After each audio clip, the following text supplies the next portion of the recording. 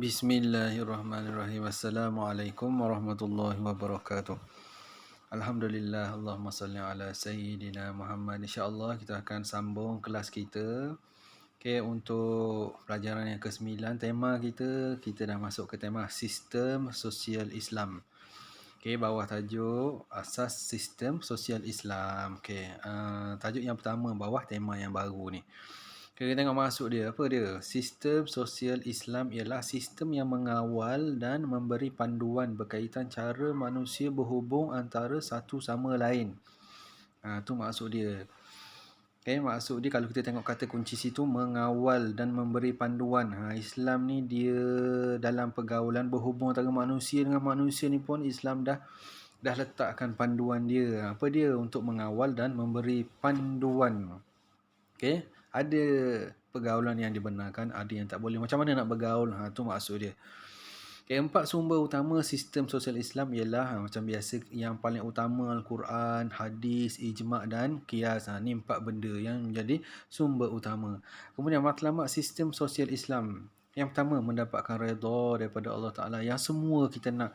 Semua benda yang kita buat ni kalau boleh Allah redha, alhamdulillah, kita akan dapat rahmat daripada Allah. Kemudian laksanakan tugas sebagai khalifah untuk mentadbir dan memakmurkan alam ni. Semua manusia adalah khalifah, sama ada yang ada jawatan ke yang tak ada jawatannya, semua kita ni yang nama manusia adalah khalifah.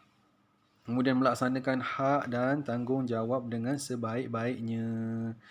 Okay, kita dalam kita hidup ni lah, kita ada hak kita ada tanggungjawab kita. Okay, hak kita, hak orang lain, tanggungjawab kita kepada orang lain dan banyak-banyak. Okay, itu tujuan antara matlamatnya. Kemudian mencapai kesejahteraan dan harmoni hidup dunia dan akhirat. Ni yang kita nak juga, di dunia ni kita baik, di akhirat pun kita baik dan sejahtera juga. Adab dan etika berdasarkan sistem sosial Islam. Yang pertama, berpandukan Al-Quran dan Sunnah. Okay, macam biasa, apa-apa pun kita yang namanya orang Islam, kita punya sumber utama mestilah berpandukan Quran dan Sunnah. Okay, kemudian yang kedua, perhubungan atas dasar iman dan takwa kepada Allah Ta'ala. Hubungan tersebut mestilah dia punya dasar dia berteraskan kepada iman dan takwa, takut kepada Allah Ta'ala. Kemudian mengutamakan kepentingan umum berbanding kepentingan individu. Okay, kita lebih fikirkan kemaslahatan masyarakat daripada diri kita sendiri. Kemudian mengamalkan akhlak mulia pada setiap masa yang dituntut oleh Islam. Menghormati kepelbagaian budaya dan adab resam. Yang dengan kita hidup dalam pelbagai kaum, kita kena menghormati budaya orang lain serta adat resam orang lain. Tapi kadang-kadang kita je yang menghormati orang lain, tak reti nak menghormati budaya kita, agama kita sebagai orang Islam. Okay, hak asasi manusia. Yang pertama, kebebasan beragama. Tak boleh nak paksa-paksa dalam bab beragama ni. Okay, tapi bila mana kita dah Islam, kita secara perlahan-lahan kita akan mengamalkan apa yang diperintahkan oleh Allah. Kemudian kebebasan bersuara, boleh bersuara. Kemudian perlindungan nyawa, kita mesti ada hak untuk dilindungi nyawa kita. Kalau kita tengok hari ni di negara-negara tertentu seperti Palestin, dia orang seolah-olah tak ada perlindungan nyawa. Nyawa dia orang ni seolah-olah tak ada harga langsung. Tapi sebenarnya dalam Islam ni, melindungi nyawa tu termasuk dalam hak asasi. Okay, kemudian kehormatan diri pun ada juga, pemilikan harta. Hak asasi manusia dalam memiliki harta serta keamanan dan keselamatan. Kita berhak untuk dapat benda-benda tu.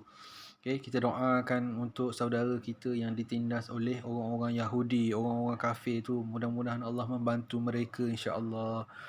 Kemudian keistimewaan sistem sosial Islam. Yang pertama, keistimewaan dia sebab dia bersumberkan Quran dan Sunnah daripada Allah dan daripada Rasulullah. Yang kedua, memang dia sangat menjaga hak asasi manusia. Apa maksud menjaga hak asasi manusia? Kita boleh tengok hari ni, kalau negara-negara yang diperintah oleh orang Islam, nescaya orang kafir yang duduk dalam tu insya-Allah aman. Tapi kadang-kadang orang kafir tu mengambil kesempatan. Yang ketiga, menjadikan keluarga sebagai asas masyarakat sejahtera. Dan yang terakhir sekali, membangunkan modal insan yang berilmu dan berakhlak mulia. Menjadikan manusia-manusia yang ada ni orang yang berilmu dan berakhlak. Tu yang penting. Okey, setakat tu kelas kita untuk hari ni. Wallahu a'lam. Assalamualaikum.